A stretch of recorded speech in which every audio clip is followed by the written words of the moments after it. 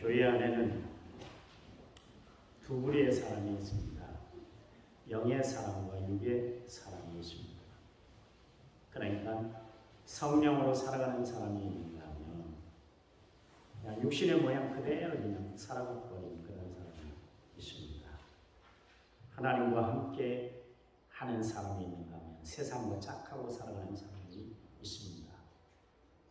또 좁은 길을 걸어가는 사람이 있는가 하면 넓은 길을 선택해서 가는 사람도 있습니다. 거듭난 성도와 거듭나지 못한 성도가 있습니다. 천국 시민과 지옥 갈 사람이 있다는 것이죠.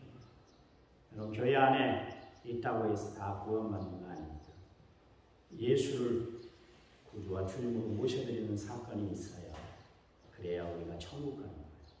여러분, 교회 다니는 것이 중요한 것이 아니라는 거예요. 교회는 다 있어요.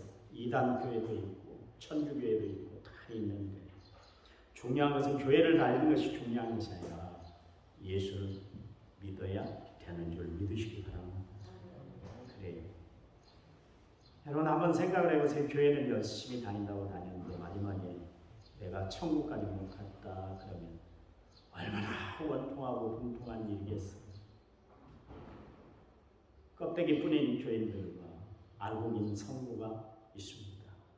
우리는 껍데기만, 무늬만 그럴싸한 그런 교인이 되어서는 안 되는 것이죠. 하나님은 추수 때에 분명히 선별 작업을 하신다고 했는데 쭉정이를 모아서 불태우고 알곡만 천국 창고에 드린다 그랬습니다. 우리 남한성결교회 모든 성도들, 오늘 예배에 참여한 모든 성도들은 알곡 같은 신자들이 되어서 성도들이 되어서 천국 가는 그런 성도들이 다 되시기 바랍니다. 다 천국에서 만나요. 천국에서 다 만나게 될 줄 믿습니다. 그럼 알곡 같은 성도는 어떤 성도일까? 믿음이 충실한 성도, 곧 성령의 사람입니다.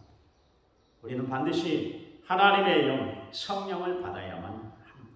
그래야 그때서 우리는 비로소 그리스도인다운 삶을 살아갈 수가 있는 거예요. 성령은 거룩한 영, 살리는 영, 생명의 영이에요. 그러므로 이 성령을 받지 않고는 우리가 결코 하나님이 주시는 생명을 받아 누릴 수가 없는 거예요. 성령 받지 않고는 우리는 거룩한 삶을 살아갈 수가 없어요. 여러분 한번 생각을 해보세요. 왜 나는 예수를 믿는데 왜 그 모양 그 꼴로 살아갈까? 왜 변함이 없을까? 어제나 오늘이나 내일이나 변함없이 그렇게 살아갈까? 좀 변화됐으면 얼마나 좋겠어요. 누구든지 그리스도 안에 있으면 새로운 피조물이라 이전 것은 지나갔으면 보라 새 것이 되었다.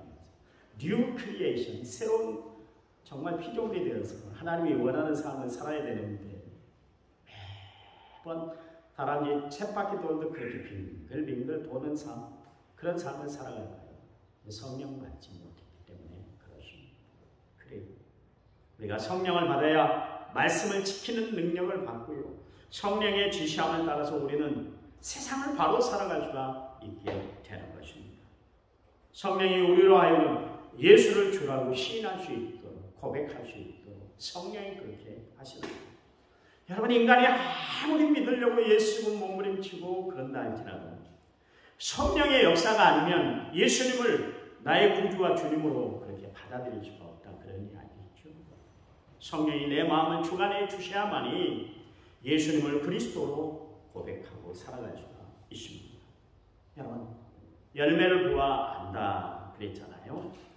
내가 육의 사람인가 영의 사람인가를 알 수 있는 비결이 뭐냐면 내 삶 가운데 정말 내가 열매를 맺고 살아가고 있는가, 그것을 보면 아는 거예요.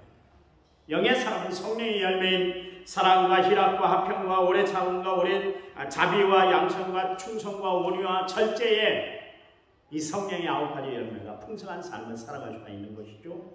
빛의 열매인 착함과 의로움과 진실함의 열매를 우리는 주렁주렁 열매 맺고 살아갈 수가 있는 것입니다. 그런데 이 열매가 없으면 안 되는 거예요. 여러분, 예수님은 우리에게서 열매를 찾으세요. 여러분, 예수님이 예루살렘으로 올라가는 길에 무화과 나무를 보셨어요. 그리고 그 무화과 나무, 나무가 울창하다, 멋있다. 예수님은 무화과 나무가 관상용이 아니라는 것을 알잖아요. 실과예요, 실과. 열매를 맺어야 돼요. 그래서 예수님이 다가가셔서 그 열매를 봤는데 열매를 맺지 못했어요. 그랬더니 예수님이 그 나무를 저주를 했더니 그 자리에서 말라버렸다, 죽어버렸다. 그러십니다. 열매가 없으면 주님의 마음을 아프게 하는 것이에요. 고린도전서 6장 11절 말씀에 너희 중에 이와 같은 자들이 있더니 주 예수 그리스도의 이름으로 우리 하나님 성령 안에서 시침과 거룩함과 의롭다 하심을 받았느니라. 그러십니다. 여러분, 우리가 성령 안에 살아갈 때 성령의 시침으로 말미암아 우리가 정결한 신부가 되고 성령의 역사로 우리가 거룩해짐으로 말미암아 하나님의 온전한 백성으로 우리가 살아가게 되고 또한 성령으로 말미암아 우리는 의롭다 하심을 받아 의인의 칭호를 받고 이 땅에 승리하며 살아가게 된다. 그런 이야기입니다. 그래서 우리가 반드시 성령을 받아야 하는 이유가 바로 여기에 있는 거예요. 예수님이 이 땅에 계시면서 제자들과 3년 동안 함께 일하시면서 그들이 알아야 할 것 다 알려주셨어요. 그들이 봐야 할 것 다 보게 주셨어요.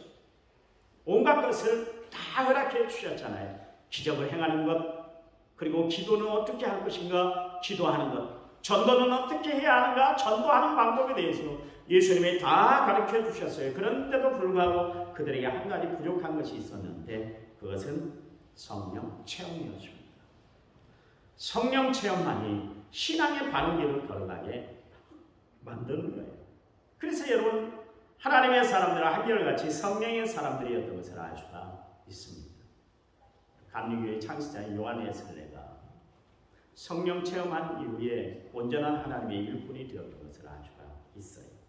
과거에 그는 성경 공부를 가르치는 리더였고 또 홀리클럽을 이끌어서 기도회를 주관했던 사람이었고 또 미국에까지 선교사 파송이 돼서 주의 일을 열심히 감당했던 사람이었습니다. 그런데도 불구하고 그런 타이틀이 그를 거듭나게 한 거 아니에요.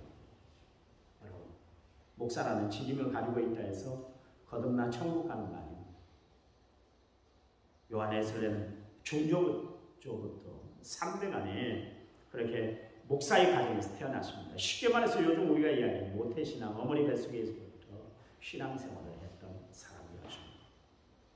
그가 하나님의 손길을 처음 느꼈던 것은 어린 시절에 집이 막 불이 났어요. 마지막 순간에 간신히 구주를 받게 되십니다. 그래서 훗날 그가 자기를 가리켜서 가끔 그런 이야기를 했는데 불에서 꺼낸 그슬린 나무와 같은 존재다. 그렇게 이야기를 하십니다. 기적적으로 살아났다. 그런 이야기를 했었던 것이죠. 요한 웨슬레는 신실한 그리스도인이 되는 것이 자기를 지켜내는 것이고 구원시키는 것인 줄 알았어요. 그래서 남보다 경건하게 살고 남보다 더 모범적인 생활을 했습니다. 그 선생들이 자기를 구원하는 줄 알았어요. 그래서 그는 청년 시절에 저 옥스퍼드 대학에 들어가서 신학을 공부를 했습니다. 마침내 요한 웨슬레는 옥스퍼드 대학을 졸업하고 성직자로 임명이 되어서 그 다음에 미국으로 이렇게 선교사로 파송이 되어서 주의 사역들을 감당하셨습니다. 그런데 선교 사역에서 실패하고 다시 영국으로 돌아오게 됐어요. 그런데 돌아오는 배 속에서 풍랑을 만나 배가 곧 파선이 될 지경에 이르렀습니다. 그때 요한 웨슬레는 죽음의 공포를 이기지 못하고 불안해하고 초조해하고 근심, 염려, 걱정으로 가득 차고 있었는데 건너편에 모라비안 교도들 25명이 모여서 거기서 찬양을 하고 성경을 보고 기도하고 그랬어요. 깜짝 놀랐어요. 아니, 나는 지금 죽음의 공포 아래서 이렇게 두려워하고 무서워하고 어찌할 바를 모르고 있는데 모라비안 교도들은 그렇게 당당하게 찬양하고 기도하고 있는 모습을 보니까 도전이 되었던 것이죠. 그때 요한 웨슬레가 생각한 것이 그것이 뭐냐면 자기 영혼의 구원의 필요성을 그때 간절히 느끼기 시작했습니다. 나는 정말 거듭난 성도인가? 나는 정말 하나님의 온전한 백성인가? 그때서야 생각을 한 거예요. 지금까지 홀리클럽을 인도하고 지금까지 성경 공부 리더가 돼서 많은 사람들에게 성경의 진리를 가르칠 때도 내가 거듭났는가 여기에 대한 도전 전혀 없이 그렇게 살았어요. 당연히 예수 믿는 가정에서 태어났으니까, 목사의 가정에서 태어났으니까 나도 구원받아 하나님의 백성이 될 것이다, 그렇게 생각을 했는데 죽음의 공포 앞에 서니까 나는 아무것도 아니라는 것을 그때서야 깨닫게 되십니다. 그때 페터 벨러란 목사님을 만나게 됐는데 그분과 내적인 교제를 나누면서, 내적인 문제로 교제를 나누면서 요한에서는 자신에게는 구원받을 믿음이 전혀 하나도 없다는 것을 그때 깨닫는 것이에요. 멸망받을 수밖에 없는 자신의 처지를 다시 들여다보게 됐던 거예요. 그때 하나님은 벨러 목사님을 통해서 요한에서에게 이런 말을 건네주었습니다. 하나님이 당신을 창세전부터 얼마나 사랑했는지 이미 십자가에 나타나십니다. 예수님께서 당신을 구원하시기 위해서 얼마나 처절한 희생을 치르셨는지, 예수님께서 과거, 현재, 미래에까지 완벽하게 시켜놨다는 사실을 믿지 못하는가야말로 하나님을 모욕하는 것입니다. 예수님께서 왜 십자가에 못 박혀 죽으셨다가 부활하셨는지 확실히 알고 믿으시기 바랍니다. 그랬어요. 그때 요한에서는 그때서야 깨달은 거예요. 구원은 인간의 노력, 인간의 공로로 이루어지는 것이 아니라는 것을 그때 깨닫게 되었습니다. 예수 그리스도의 보혈의 피를 믿는 순간 죄가 깨끗이 씻어지고, 그리고 나서 죄짐에서 흘러나가 하나님의 거룩한 백성이 된다는 것을 그때 알게 됐습니다. 저희가 다음 주가 성결교회 주일입니다. 저희 성결교회는 좀 특이한 특성을 가지고 있습니다. 신학적으로는 감리교 패턴입니다. 그러니까 신학은 감리교, 그리고 교회 정치는 장로교. 그러니까 감리교하고 장로교의 좋은 것만 이렇게 섭취를 해서 성결교회의 특성을 가지고 지금까지 복음을 증거하고 있는데, 다음 주가 바로 성결교회 주일인데 사실 요한에서의 핵심주일입니다. 그가 1738년 5월 24일 날 거듭났거든요. 그래서 그 주간 성결교회 주일로 지키고 요한에서의 핵심주간으로 이렇게 지키고 있습니다. 그가 이런 이야기를 했어요. 그날 저녁에 나는 마지못해 올더스테이트 거리에서 모이는 집회에 나갔더니 어떤 분이 루터의 로마서 서문 주석을 읽어 내려가고 있었다. 9시 15분 전쯤, 그러니까 8시 45분이죠. 그가 예수 그리스도 안에 있는 믿음을 통하여 하나님께서 우리 마음속에 일어나는 변화를 설명하고 있을 때 나는 내 마음이 이상하게 뜨거워짐을 느꼈다. 나는 구원을 위해 오직 예수 그리스도 한 분만 의지한다고 느꼈으며 그가 나의 구원을 위해 죄를 없게 하시고 죄와 죽음의 벌에서 구하여 주셨다는 확실한 증거를 받았다. 그렇게 이야기를 하고 있습니다. 드디어 요한의 설레가 변화를 체험하게 되었습니다. 그가 선교사고 성경을 가르치는 교사고 공부 많이 하는 학식을 가졌다고 해서 그것이 그를 구원한 것이 아니었다는 것입니다. 그는 처음으로 믿음으로 말미암아 의인이 된다는 것을, 하나님이 의롭다 인칭을 받게 하시는 의인이 된다는 것을 그제서야 깨닫게 되었던 것입니다. 성령을 체험하고 나니까 온전한 하나님의 일꾼으로 그가 사용됐던 것을 알 수가 있어요. 여러분, 성경에 보면 고린도 교회를 지도했던 아볼로라는 사람이 있는데 이 사람은 율법에 능통한 알렉산드리아 출신의 유대인 학자였습니다. 이 사람은 학식도 많고 언변도 참 좋았던, 뛰어났던 사람이었습니다. 이 사람은 세례 요한의 제자였는데 일찍이 그 세례 요한으로 인해서 예수를 받아들였어요. 그리고 복음 증거하는 일에 힘을 썼습니다. 그러나 이 아볼로는 세례 요한의 세례만 알았지 정말 복음의 진술을 몰랐던 것이에요. 그래서 브루스길라와 아굴라가 아볼로에게 하나님의 말씀을 가르쳐 주셨어요. 그랬더니 예수의 도를 전해 듣고 그가 성경을 바로 알게 되었고 그는 성령의 능력을 체험하는 사건들이 있게 됐습니다. 여러분, 성경을 가르치는 것이 중요한 것이 아니라, 설교를 하는 것이 중요한 것이 아니라, 교회에서 직분을 맡은 것이 중요한 것이 아니라 성령을 받아야 된다, 그런 이야기예요. 성령 받지 않았던 아볼로, 성령 받지 못했던 요한의 설레 껍데기 신앙에 불과했다, 그런 이야기예요. 여러분, 성령을 받아야 돼요. 성령 받지 못하면 아무리 그가 하나님의 일을 한다 할지라도 아무 소용이 없다, 그런 이야기입니다. 여러분, 참 그리스도인은 성령을 받은 사람들입니다. 성령이 어떤 분이에요? 우리와 함께 하시는 영이에요. 예수님이 이 땅에 오신 목적이 뭡니까? 우리와 함께 하시기 위해서 예수님이 이 땅에 오셨잖아요. 그래서 임마누엘로 오셨어요. 그분은 부활 승천하시면서도 우리에게 말씀하셨는데, 마태복음 28장 20절 말씀에 세상 끝날까지 너희와 항상 함께 있을 것이다 그랬어요. 그 말씀 그대로 우리와 함께하는 것을 증명이라도 하듯이 예수님은 드디어 오늘 본문 말씀처럼 성령을 우리에게 보내주셨어요. 왜 성령을 보내주셨어요? 성령이 우리와 함께 하시는 것을 보여주시기 위해서 그런 줄 믿으시기 바랍니다. 성령은 지금 우리 예배드리고 있는 이 자리에 우리와 함께 하시는 줄 믿으시기 바랍니다. 성령을 통해서 우리는 하나님이 우리와 함께 하신다는 것을 알잖아요. 여러분, 기도할 때 그런 거 못 느껴보셨어요? 기도하는데 누가 나를 만져요? 성령이 만져주세요. 그럼 기도하려면 그런 체험이 있어요. 체험이 참 중요해요. 백문이 불여일견이라고 100번 설명 들어도 아무 소용이 없어요. 내가 체험되지 않으면 안 돼요.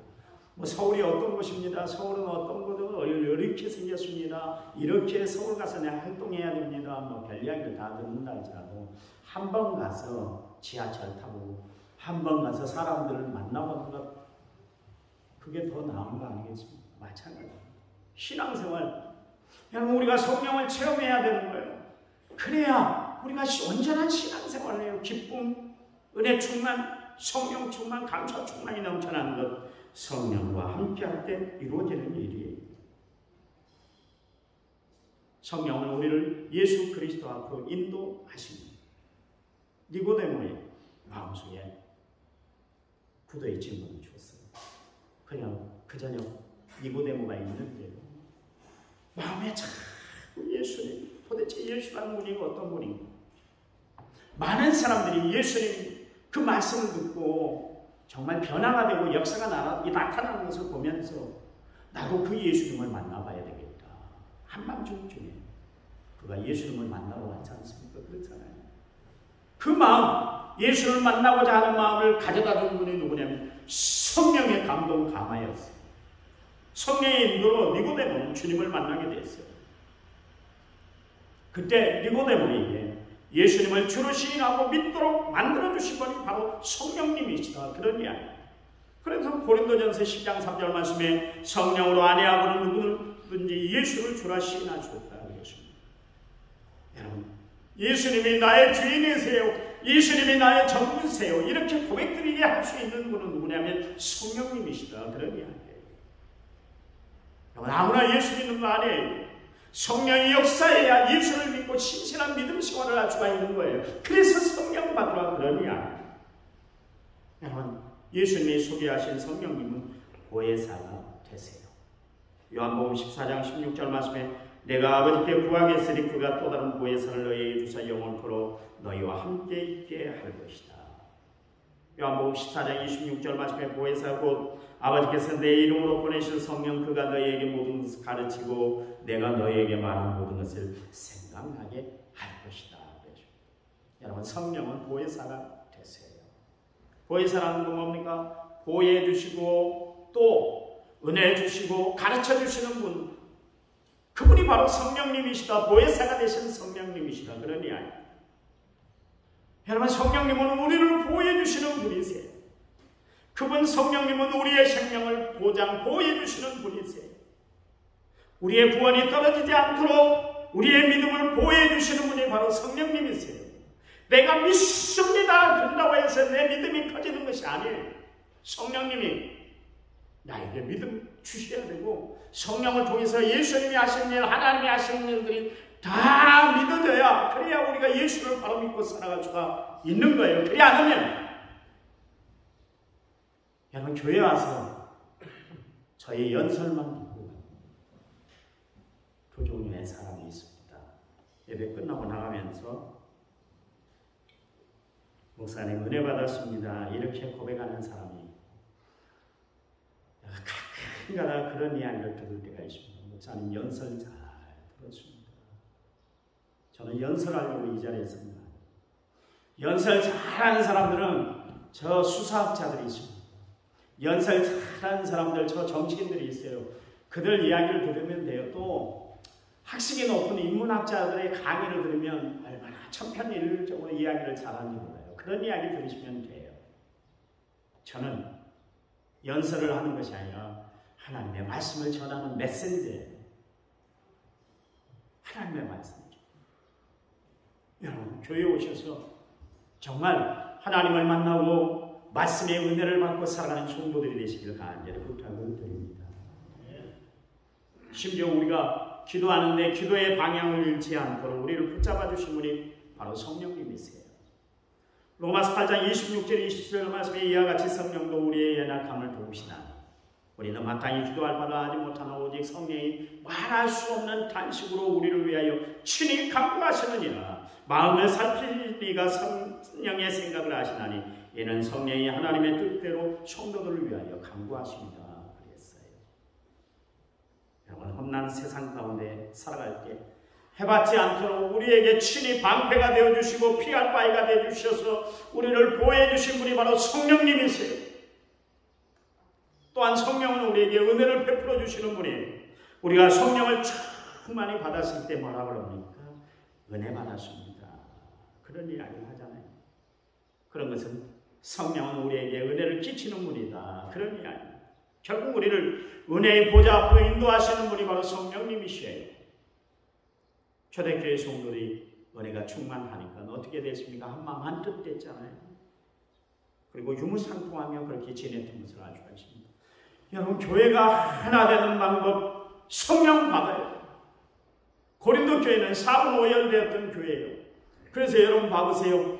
바울이 가장 힘쓰고 애썼던 것이 많으면 당신들은 성령을 받아야 됩니다. 얼마나 간절했겠어요. 교회가 자꾸 찢어지고 나눠지고 이 소리 저 소리가 들려올 때마다 바울이 얼마나 가슴이 아팠겠어요. 그럴 때마다 당신들이 성령을 받지 못해서 이런 것이니까 성령을 받아야 돼! 그랬어요. 여러분, 우리 남한 성결교회는 성령으로 하나 되는 교회가 되어야 할 줄 믿습니다. 성령으로 하나 되어 하나님의 은혜를 마음껏 누리고 살아가는 교회, 하나님 마음에 합한 교회, 품위가 바로 세워지는 교회가 되어야 할 줄 믿습니다. 보세요. 성령으로 하나 되니까 네 것 내 것 할 것 없이 다 한마음 한뜻 됐잖아요. 유무상통했잖아요. 성령은 세상 것으로 가득한 우리 마음을 비우게 하는 능력을 가지게 됩니다. 성령은 깨끗한 영, 거룩한 영이기 때문에요. 성도들이 성령을 모시고 살면 당연히 세상의 제약들, 세상의 욕심들을 다 버리게 돼요.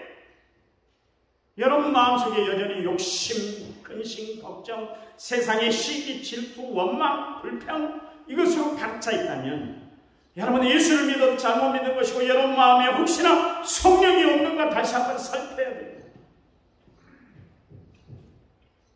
여러분 예수 믿는 사람들이 원망 불평하며 살아가면 안 돼요. 가정에 매번 돌아가서 불화를 일으키고 싸움박질하고 부부간에 서로 갈라지고 그러면 안 되는 거예요. 성령이 갈라지게 하는 영은 아니에요. 성령은 하나 되게 하는 영이에요. 예수 믿으려면 바로 믿으십시오. 이해하고 사랑하고 간용하고 용서하고 은혜 베풀고 살려고 여러분 예수 믿게 하는 것이지 남을 비판하고 판단하고 평가하고 그러라고 여러분 예수 믿게 하신 거 아니시잖아요. 그렇잖아요. 여러분 성령 거룩한 영 홀리 스피릿 여러분 거룩한 영을 모시고 살아가는 여러분 하나님의 은혜 가운데 날마다 살아가는 성도들이 되시기를 간절히 부탁을 드립니다. 성경에 보세요. 성령 충만한 은혜로운 삶을 살았던 스데반 집사. 순교의 현장에서도 성령이 표현하고 있기를 그의 얼굴이 천사의 얼굴과 같았다. 그랬어요. 자기를 돌팔매지고 그렇게 쳐 죽이는 그 무리들을 향해서 스데반 집사는 오히려 그들 앞에서 무릎 꿇고 하나님 앞에 용서의 기도를 드렸던 것을 알 수가 있습니다. 예수 믿는 사람은 이런 사람이 돼요. 그에게는 어둠이 없었어요. 그에게는 두려움과 공포가 없었어요. 여러분, 그게 스데반 집사가 성품이 좋았기 때문이다. 그렇기보다는 그가 성령에 붙들린 사람이 되었기 때문에 그렇습니다. 성령으로 은혜를 받은 사람은 언제 어디서나 그 은혜의 표시가 반드시 나타나게 돼 있는 거야. 다니엘은 30일 동안 만약 다른 신과 사람들 앞에 절을 하게 되면, 그러니까 다른 신이는, 바벨론의 신 말고 다른 신이는 사람들 앞에 기도를 하거나 찬양을 하게 되면 사자굴에 떨어집니다. 그 명령이 떨어졌잖아요. 어명으로 떨어졌습니다. 왕의 명령으로 떨어졌어요. 그러면 만약 그렇게 하다가 발각이 되면 사자굴에 던져놓는다고 그랬잖아요. 그것을 알면서도 다니엘은 여전히 예루살렘 쪽으로 난 창문을 열고 하나님께 하루에 3번씩 무릎 꿇고 그 하나님 앞에 감사하며 무릎 꿇고 기도했더라. 성경이 그렇게 표현을 하고 있습니다. 여러분, 성령의 사람은 극한 상황 속에서도 신앙의 자세를 잃어버리질 않아요. 여러분, 우리나라도 일제감정기 시대 때에 그렇게 일제에 한거했던 길손주 목사님이 그랬고, 주기철 목사님이 그랬고, 손양원 목사님이 그랬고, 우리 교단의 자랑거리인 문중영 전도사님이 그랬어요. 여러분, 성령은 우리의 마음을 담대하게 만듭니다. 성령은 또한 선생님이 되신다 그랬습니다. 그 성령은 우리를 가르치고 훈육을 시켜줘요. 그래서 여러분, 우리가 바른 길을 걸어가도록 만드신 분이 바로 성령님이세요. 세상을 내 멋대로 사는 것이 아니라 하나님의 주시, 하나님의 인도, 하나님의 교훈을 받게 하시는 것이 성령의 사역이다. 그러냐. 그래서 성령이 우리로 하여금 죄에 대하여, 의에 대하여, 심판에 대하여 알게 하신다고 그랬습니다. 요한복음 16장 8절 말씀에 그가 와서 성령이 오시면 죄에 대하여, 의에 대하여, 심판에 대하여 세상을 책망하느니라 그랬습니다. 요즘 아이들은 선생님의 가르침을 받으려고 하지 않아요. 하긴 집에서도 부모의 말을 안 듣고 살아가는 것이 요즘 아이들 모습 아닙니다. 그래서 천방지축이 아나무인 갈수록 봐보세요. 세상이 어렵고 힘든 건 뭐 때문에 그렇습니까? 인간의 마음이 그만큼 악해지고 자기들 마음대로 살아버리기 때문에 그래요. 감정이 막 치솟으면 감정을 절제하고 조절하고 살아야 될 텐데 그냥 그대로 다 표현해버려요. 그러니까 세상이 갈수록 각박하고 어려워지는 거 아니겠습니까? 옛날 어른들은 해초리도 예절을 가르쳤어요. 해초리. 부모의 이름을 욕되게 하는 것을 가장 치욕스럽게 생각했습니다. 여러분, 가르침을 받아야 인격이 바로 서는 것이에요. 신앙생활도 마찬가지예요. 가르침을 받아야 바른 신앙 인격을 형성하며 살아가게 되는 거예요. 그렇다면 누가 가르치는가? 성령이 가르쳐야 되는 줄 믿으시기 바랍니다. 제가 목회에 실패한 이유 중에 하나가 뭐냐면 내가 가르치려고 했어요. 내가 바꾸려고 했어요. 그러니까 안 되는 거예요. 목사가 무슨 능력이 있겠어요? 그렇잖아요. 요즘 교인들은 목사 말 안 들어요. 목사 말 안 듣습니다.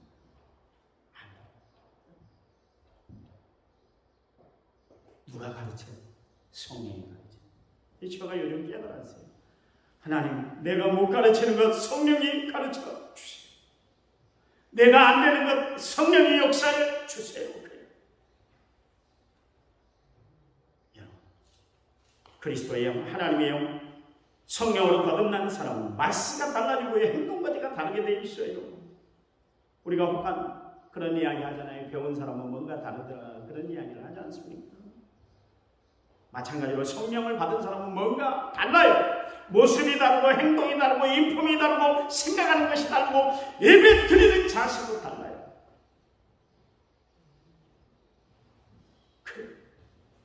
성령 또한 권능의 사람이 되게 합니다. 사도행전 1장 8절 말씀에 성령이 너희에게 임하시면 너희가 권능을 받는다. 예수님의 제자들이 마가의 가락방에 들어가서 일심으로 기도할 때 저들이 다 같이 성령을 쭉 많이 받았잖아요. 그래서 성령이 말하게 하시는 것을 말하게 되고 그들 마음에 성령의 권능이 임하니까 담대한 복음의 증인으로 그들은 나가서 주의 복음을 증거하며 살았던 것을 알 수가 있습니다. 그들은 한결같이 죽음을 두려워하지 않았어요. 세상 권세에 저들의 믿음이 전혀 주눅들질 않았다. 그런 이야기. 자신의 생명을 좀 더 귀한 것으로 여기질 않았어요. 사도행전 20장 24절 말씀에 내가 달려갈 길과 주 예수께 받은 사명 곧 하나님의 은혜의 복음을 증언하는 일을 마치려 하면은 나의 생명을 좀 더 귀한 것으로 여기지 않겠다. 그랬습니다. 보세요. 성령 받은 제자들 보세요. 이전에 나약한 제자들의 모습이 아니었어요. 베드로의 담대함을 보세요. 이전에는 두려워 어찌할 바를 모르고 벌벌 떨고 있고 예수님을 3번이나 모른다고 부인했던 베드로가 성령을 받고 난 사도행전 4장 19절에 21절 말씀해 보니까 베드로와 요한이 대답하여 이르되 하나님 앞에서 너희 말을 듣는 것이 하나님의 말씀을 듣는 것보다 옳은가 판단하라. 우리는 보고 들은 것을 말하지 않을 수가 없다. 그랬어요. 바울도 갈라디아서 1장 10절 말씀에 내가 이제 사람들에게 좋게 하랴 하나님께 좋게 하랴 사람들에게 기쁨을 구하랴 내가 지금까지 사람들의 기쁨을 구했더라면 그리스도의 종이 아니다. 그랬습니다. 여러분, 성령 받은 사람들을 마음속에 자리하고 있는 것이 뭐냐면 담대하며. 여러분, 세상 당당하게 살아가시기 바랍니다. 그저거 기죽어 살지 마세요. 예수 믿는 사람들은 성령이 우리와 함께하기 때문에 그 성령을 통해서 바울이 고백했던 것처럼 내게 능력 주시지 않아서 나는 모든 것을 할 수가 있어요. 하나님은 모든 일에 합력하여 선을 이루어 주실 줄 믿어요. 어려운 나한테 또한 피할 길을 내어 주실 줄 믿어요. 하나님 그 하나님이 나의 하나님인 것을 분명히 확신합니다. 어려울 때마다 여러분 이 말씀을 마음판에 떠올리고 살아가는 성도들이 되시기